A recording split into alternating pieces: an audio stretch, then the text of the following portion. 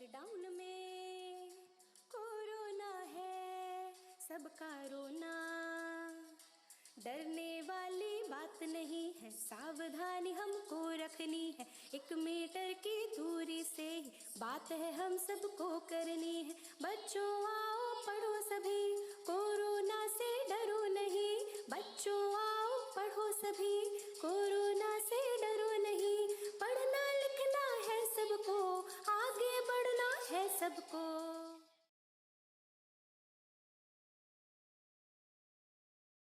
नमस्कार बच्चों, मैं समरीन सुल्ताना गृह विज्ञान की शिक्षिका राजकीय हाई स्कूल करोरा मोहनलालगंज लखनऊ से आज की कक्षा में आपका बहुत बहुत स्वागत करती हूँ। आज हम कक्षा 10 का अध्याय 2 आय व्यय और बचत पाठ के बारे में चर्चा करेंगे। बच्चों, इस अध्याय को मैंने 2 भागों में विभक्त कर दिया है। आज हम भाग 1 में आय और व्यय के बारे में पढ़ेंगे और बचत के बारे में हम दूसरे भाग में विस्तार से चर्चा करेंगे। तो चलिए आइए देखते हैं हमारे आज के चर्चा के बिंदु कौन कौन से हैं। चर्चा के बिंदु आज के हमारे हैं, पारिवारिक आय का अर्थ और परिभाषा को हम जानेंगे विस्तार से। पारिवारिक आय के प्रकार, कौन कौन से आय के प्रकार होते हैं, इसके बारे में हम विस्तार से जानकारी प्राप्त करेंगे। आय के स्रोत कौन कौन से हैं, किन किन स्रोतों द्वारा हमारे घर में आय आती है, इसके बारे में हम जानकारी प्राप्त करेंगे। पारिवारिक व्यय का अर्थ क्या होता है, इसके बारे में हम समझेंगे। व्यय के प्रकार के बारे में हम जानेंगे और अंत में व्यय को हम प्रभावित करने वाले कारकों के बारे में चर्चा करेंगे। अब बच्चों, यहाँ पर सबसे पहले हम पूर्व ज्ञान से जुड़ते हैं। आय, व्यय और बचत, इससे पहले वाला जो आपका अध्याय था उसके अंदर का आपने बजट बनाना सीखा था। इसमें आपने बजट का अर्थ और परिभाषा के बारे में जाना था। बजट क्या होता है? बजट एक निश्चित समयावधि के अंदर ही हम अपने आय और व्यय के लेखे जोखे को नोट करते हैं, उसी को हम क्या कहते हैं? बजट कहते हैं। बजट बनाने के उद्देश्य हमने पढ़े थे। बजट के उद्देश्य क्या क्या थे? सर्वप्रथम जो सबसे महत्वपूर्ण उद्देश्य था वो था कि हम अपने परिवार की कुल आय के बारे में अच्छी तरह से जानकारी प्राप्त कर लेते हैं कि हमारे परिवार में कुल कितनी आय आ रही है। और दूसरा महत्वपूर्ण उद्देश्य यह था कि हम अपने होने वाले व्ययों को, होने वाले खर्चों को हम क्या कर सकते हैं? बजट के द्वारा नियंत्रित कर सकते हैं। उसके बाद हमने बजट के प्रकार के बारे में पढ़ा था। बजट के प्रकार के अंतर्गत 3 प्रकार हमने पढ़े थे, संतुलित बजट, घाटे का बजट और बचत का बजट। तो इसमें सबसे अच्छा जो बजट था वो था बचत का बजट। फिर हमने बजट की प्रमुख मदों के बारे में पढ़ा था, उनकी किन किन मदों को ध्यान में रखकर हम अपने बजट को बनाते हैं, जिसमें भोजन, वस्त्र, मकान, शिक्षा, चिकित्सा इत्यादि पर होने वाले खर्चों को हम लिखते हैं। फिर हमने एंजिल के नियम के बारे में हमने पढ़ा था और दैनिक व्यय का लेखा जोखा हमने जाना था। तो बच्चों, इस अध्याय को जो अध्याय हम पढ़ने जा रहे हैं, इसको जोड़ने का मकसद यह है कि आपने बजट में आय व्यय के लेखे जोखे को पढ़ा था और इस अध्याय में हम आय और व्यय के बारे में विस्तार से जानकारी प्राप्त करने वाले हैं। पाठ का उद्देश्य हमारा जो है, इस पाठ को पढ़ने के बाद हम पारिवारिक आय का अर्थ और परिभाषा को अच्छे से समझ सकेंगे। आय के भेद क्या हैं, उनके प्रकार क्या हैं, ये हम अच्छे से समझ सकेंगे। पारिवारिक आय के विभिन्न स्रोतों की जानकारी हमें प्राप्त हो जाएगी। पारिवारिक व्यय क्या होता है, इसके बारे में हम समझ सकेंगे। पारिवारिक व्यय के विभिन्न प्रकारों की जानकारी हमें हो जाएगी और व्यय को कौन कौन से कारक प्रभावित करते हैं, इनको भी हम अच्छे प्रकार से सीख जाएंगे। तो चलिए आज का हम अपना शुरू करते हैं पाठ। सबसे पहले आय, पारिवारिक आय क्या होती है। तो बच्चों, आप सबसे पहले यहाँ पर इमेजिन कीजिए कि आपने आसपास बहुत तरह के लोग आप रोज़ ही देखते हैं, अपनी डेली लाइफ में, अपने दैनिक जीवन में देखते हैं कि हर व्यक्ति किसी न किसी कार्य में लगा हुआ होता है। जैसे कोई अध्यापक है, कोई वकील है, कोई व्यवसाय चला रहा है, कोई मजदूरी कर रहा है, कोई रिक्शा चला रहा है। इस प्रकार बहुत सारे अलग अलग कामों में लोग लगे हुए हैं, लेकिन काम सब लोग अलग कर रहे हैं, लेकिन फिर भी सबका उद्देश्य जो है वो एक ही है। उद्देश्य यह है कि सभी को धन अर्जित करना है। इसका कहने का मतलब यह है बच्चों कि किसी भी काम को करने के बदले जो धन हमें प्राप्त होता है उसी को हम क्या कहते हैं? आय कहते हैं। जैसा कि यहाँ लिखा हुआ है, आप देख सकते हैं, किसी निश्चित समय के अंतर्गत, किसी निश्चित समय आपका क्या हो सकता है? साप्ताहिक भी हो सकता है, दैनिक भी हो सकता है और मासिक भी हो सकता है। इसके अंतर्गत सेवा या संपत्ति के प्रयोग के बदले में प्राप्त धन को हम क्या कहते हैं? आय कहते हैं। सबसे सरल शब्दों में हम परिवार की आय में उसके सदस्यों द्वारा विभिन्न स्रोतों से अर्जित धन को ही हम क्या कहते हैं? आय कहते हैं। और आय हमारी या तो दैनिक होगी या साप्ताहिक होगी या फिर मासिक होगी। अब हम आय की परिभाषा के ऊपर देखते हैं। प्रोफेसर ग्रॉस और क्रैंडल के अनुसार इसकी परिभाषा है, पारिवारिक आय मुद्रा, वस्तुओं, सेवाओं तथा संतोष का वह प्रवाह है। पारिवारिक आय में क्या क्या सम्मिलित है? मुद्रा, वस्तुओं और सेवाओं तथा संतोष का वह प्रवाह है जो परिवार के अधिकार में उसकी आवश्यकताओं और इच्छाओं को पूर्ण करने एवं उत्तरदायित्व के निर्वाह हेतु आता है। इस परिभाषा के अनुसार बच्चों क्या कहा है कि पारिवारिक आय में मुद्रा, वस्तुओं और सेवाओं का समावेश होता है, जो कि कोई एक परिवार क्या करता है? अपनी आवश्यकताओं और इच्छाओं की पूर्ति हेतु करता है। तो आशा है आपको आय का मतलब, आय की परिभाषा, आय का अर्थ जो है वो समझ में आया होगा। अब हम देखते हैं पारिवारिक आय के प्रकार। पारिवारिक आय के दो प्रकार हैं, प्रत्यक्ष आय तथा अप्रत्यक्ष आय। प्रत्यक्ष आय को हम डायरेक्ट इनकम भी कहते हैं और अप्रत्यक्ष आय को हम इनडायरेक्ट इनकम भी कहते हैं। तो नाम से ही जैसे हमें पता चल रहा है कि प्रत्यक्ष, कि जो धन, जो आय हमें प्रत्यक्ष रूप से प्राप्त हो रही है, जैसे कि जो मतलब कि हमें कोई इन कैश, मतलब प्रत्यक्ष रूप से हमें अपने हाथ में मिल रहा है काम करने के बाद, किसी निश्चित अवधि में काम करने के बाद धन अर्जित करने की जो प्रक्रिया है उसमें जो हमें धन मिल रहा है उसी को हम क्या कहते हैं? प्रत्यक्ष आय कहते हैं। इसमें हम जोड़ सकते हैं वेतन, मजदूरी तथा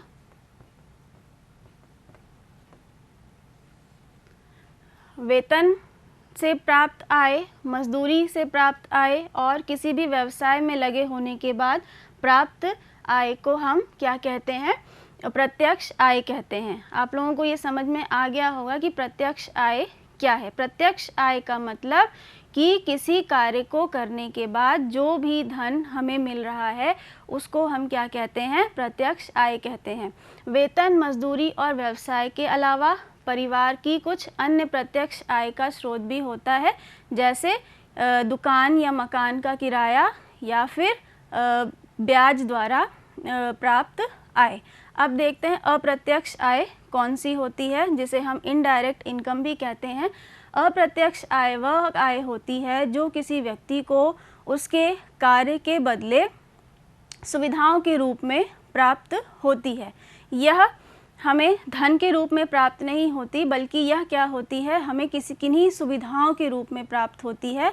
जैसे कि अगर कोई व्यक्ति कार्य कर रहा है या किसी सरकारी या गैर सरकारी संस्था में कार्य कर रहा है, तो उसकी तरफ से उस व्यक्ति को कुछ सुविधाएं, जैसे निःशुल्क वाहन सुविधा, निःशुल्क आवास सुविधा, निःशुल्क चिकित्सा सुविधा या फिर निशुल्क शिक्षा संबंधी सुविधा, ये सारी सुविधाएं उसको मिलती हैं। और क्योंकि इन सुविधाओं के बदले उस व्यक्ति को अपने धन में से, अपने आय में से व्यय या खर्च करना नहीं पड़ता है, इसलिए इस आय का कहीं कहीं अधिक महत्व हो जाता है और इस अप्रत्यक्ष आय के बदले हमें कोई आयकर भी नहीं देना पड़ता है। तो यह है हमारा प्रत्यक्ष आय तथा अप्रत्यक्ष आय। अब हम देखते हैं पारिवारिक आय के स्रोत कौन कौन से हैं। हमारे पारिवारिक आय के स्रोत का मतलब है कि किन किन स्रोतों से, किन किन सोर्सेस से हमारे घर में आय या धन आता है। सबसे पहले हम देखते हैं मजदूरी। मजदूरी, कोई व्यक्ति मजदूरी करता है, जैसे आप चित्र में देख सकते हैं, ये लोग मजदूरी करते हैं और मजदूरी की जो प्रकृति होती है वो सामान्यतः दैनिक या साप्ताहिक होती है। किसी व्यक्ति को काम करने के पश्चात दैनिक, रोज़ या फिर साप्ताहिक, एक सप्ताह के बाद उसको उसकी मजदूरी प्राप्त होती है। और यह मजदूरी जो है उसके काम करने की क्षमता, उसकी दक्षता और उसकी निपुणता के आधार पर कम या अधिक हो सकती है। कहने का मतलब यह है कि अगर कोई व्यक्ति अपने काम में अच्छी तरह से निपुण है, दक्ष है, तो उसकी मजदूरी या फिर उसकी आय जो है वो अधिक होगी। एग्जाम्पल या फिर एक उदाहरण के लिए हम कह सकते हैं कि जैसे एक लकड़ी का फर्नीचर बनाने का कोई कारीगर है, अगर वह अपने काम में बहुत अच्छा है, निपुण है, दक्ष है, तो उसको उसकी योग्यता के बदले में बहुत सारा काम मिलेगा, जिससे उसकी आय में निरंतर वृद्धि होती रहेगी। अब अगला हम देखते हैं व्यवसाय। परिवार के कोई सदस्य या फिर परिवार के बहुत सारे अलग अलग जो सदस्य हैं वह कोई ना कोई व्यवसाय करते हैं। जैसे कोई कपड़ा व्यवसायी है या फिर कोई कोयला व्यवसायी है या फिर किसी के घर में लोहे का कार्य, लोहे का व्यवसाय होता है। तो ऐसे घरों में क्या होता है, कहीं कहीं कभी परिवार के सभी सदस्य उसी व्यवसाय में लगे होते हैं या फिर अलग अलग व्यवसाय करते हैं। तो व्यवसाय से जो प्राप्त आय है वह भी हमारी आय का स्रोत है। उसके बाद देखते हैं ब्याज से प्राप्त आय। कुछ परिवार क्या करते हैं, निवेश करते हैं अपना धन किसी न किसी रूप में, तो उससे प्राप्त जो ब्याज होता है, उससे जो धन प्राप्त होता है, वह भी परिवार की आय का स्रोत बन जाता है। घरेलू उद्योग धंधे, कभी कभी हम देखते हैं कि अगर घर की गृहिणी निपुण है, दक्ष है, तो वह क्या करती है, घर में ही अचार, पापड़, बड़ियाँ इत्यादि बनाने का कार्य करती है और जिससे वह अपनी परिवार की आय में वृद्धि करती है। अगला है हमारा परिवार के मुखिया तथा अन्य सदस्यों का वेतन। वेतन की जो प्रकृति होती है बच्चों, वो सामान्यतः मासिक होती है। परिवार के मुखिया या फिर घर के अन्य सदस्यों द्वारा अलग अलग सरकारी या गैर सरकारी संस्थाओं में काम करने के उपरांत मासिक जो धन की प्राप्ति होती है वह हमारा वेतन कहलाता है। व्यक्ति को वेतन तभी मिलता है जब उसकी मासिक अवधि पूर्ण हो जाती है। मजदूरी में क्या है कि जब मजदूर जितना अधिक काम करेगा उसको मजदूरी उतनी अधिक बढ़ करके मिलेगी। लेकिन वेतन में क्या है, वेतन बंधा हुआ होता है, वेतन फिक्स होता है, व्यक्ति को उतना ही मासिक वेतन प्राप्त होता है। कृषि व्यवसाय, कृषि व्यवसाय हमारा जो देश है, हमारा जो भारत है, उसकी आधी से ज़्यादा जनसंख्या जो है वो कृषि पर निर्भर करती है। तो हमारे जो किसान हैं वह अपने खेतों में फसल को उगाते हैं और उन्हें उसी फसल को वो बेचकर अपने परिवार के लिए आय की प्राप्ति करते हैं। नेक्स्ट हमारा है पशुपालन। पशुपालन में मछली पालन है, मुर्गी पालन है, गाय भैंसों का पालन है। इसका पालन करने के उपरांत गाय भैंस का दूध या मांस, इसी तरह मछली और मुर्गियों का मांस और अंडा, इन सबको बेचने के उपरांत भी हम अपने घर के लिए आय की आय का प्रावधान कर सकते हैं। उपहार द्वारा प्राप्त आय। बच्चों, आपको लग रहा होगा कि उपहार यहाँ पर आय का स्रोत में क्यों है। आय का स्रोत में यहाँ पर है ज़रूर, लेकिन उपहार जो है वो हमारी निश्चित आय नहीं है।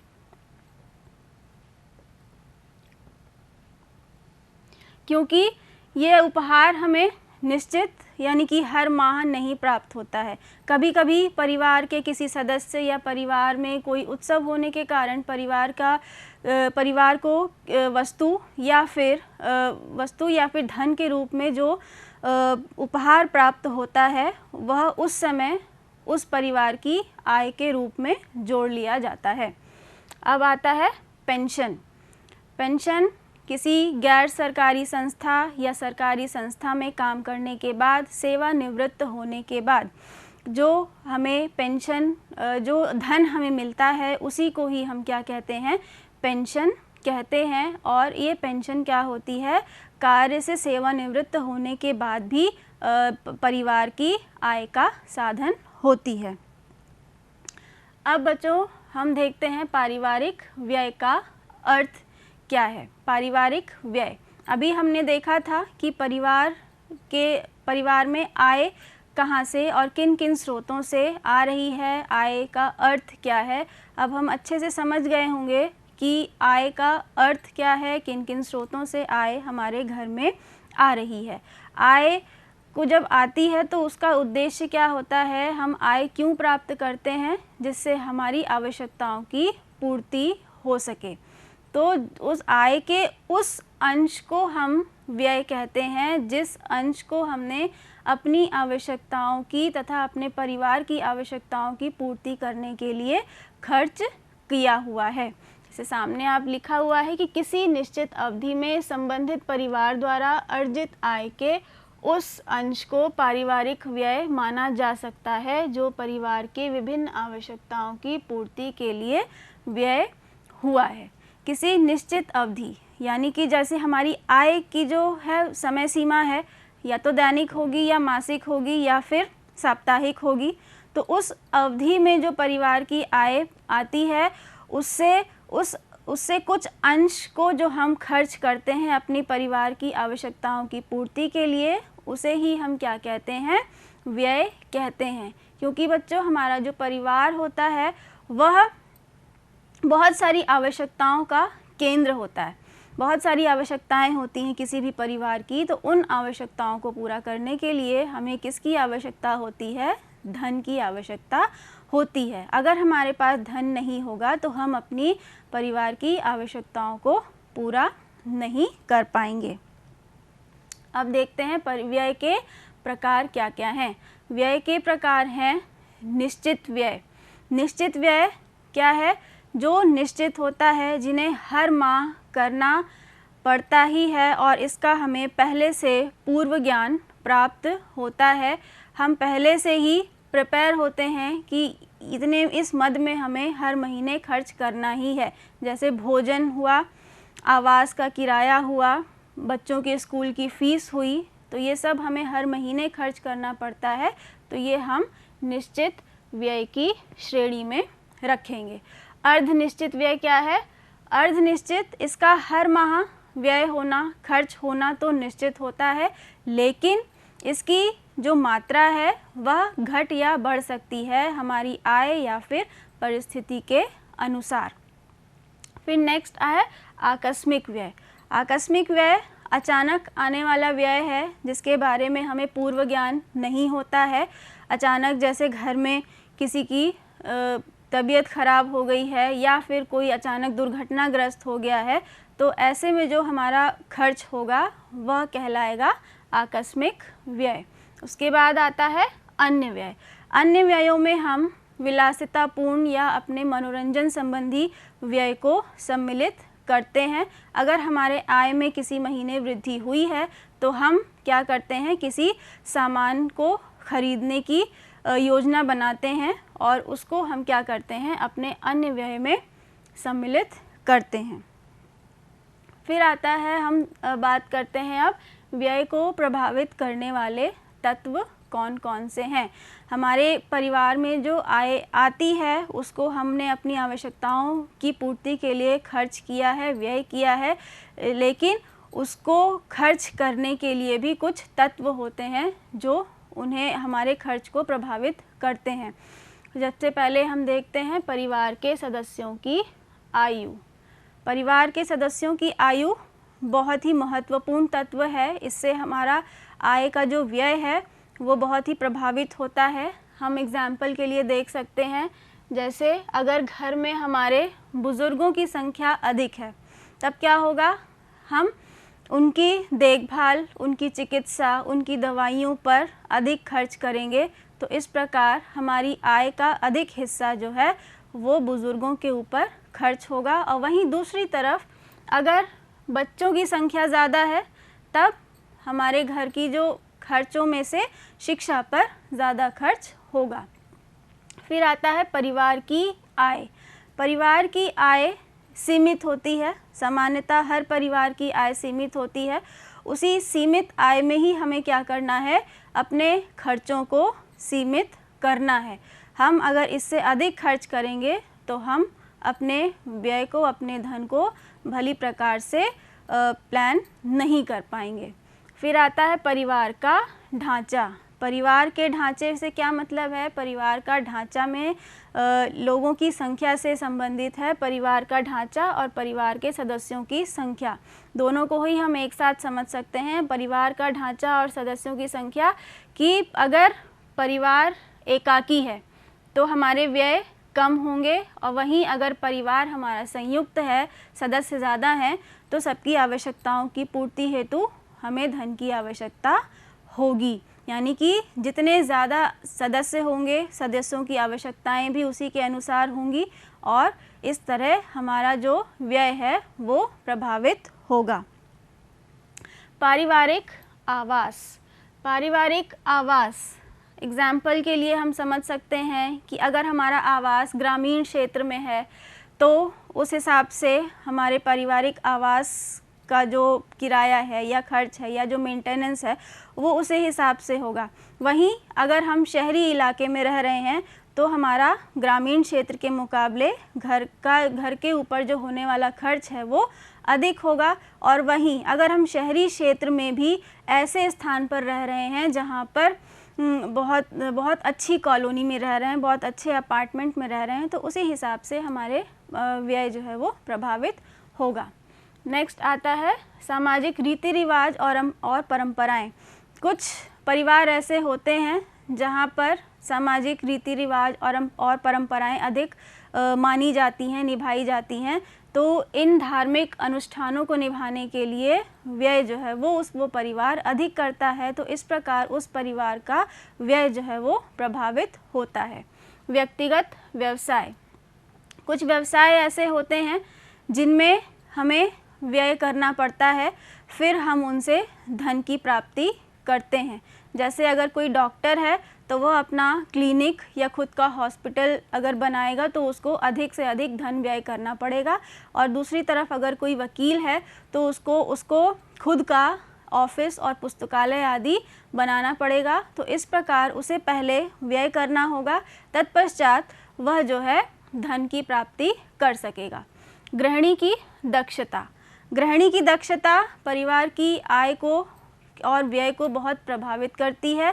क्यों करती है? कि अगर गृहिणी दक्ष है, समझदार है, तो वह क्या करेगी, अपने खर्चों को अपनी ही ओर से नियंत्रित कर लेगी। यानी कि उसको ऐसी जगहों की जानकारी हो जाएगी कि कौन सी जगह पर कौन सी वस्तु कम दाम में मिल जाएगी, और वो उन्हीं जगहों पर जाकर अपने घर के लिए खरीद फरोख्त कर सकती है। परिवार के रहन सहन का स्तर। परिवार का रहन सहन का स्तर अगर निम्न है तो उसी के अनुसार परिवार का व्यय होता है। अगर मध्यम है तो मध्यम वर्ग के अनुसार वह खर्च करेगा। अगर वहीं उच्च रहन सहन का स्तर है तो परिवार की आय का अधिकतम हिस्सा कहाँ लगेगा, अपने रहन सहन के स्तर को ऊंचा बनाए रखने के लिए होगा। अब करते हैं बच्चों, आशा है आपको समझ में आ गया होगा कि पारिवारिक आय क्या है। पारिवारिक आय में हमने क्या देखा था? पारिवारिक आय किसी निश्चित अवधि में काम करने के पश्चात, कार्य करने के पश्चात जो धन की प्राप्ति व्यक्ति को होती है वही उसकी आय कहलाती है।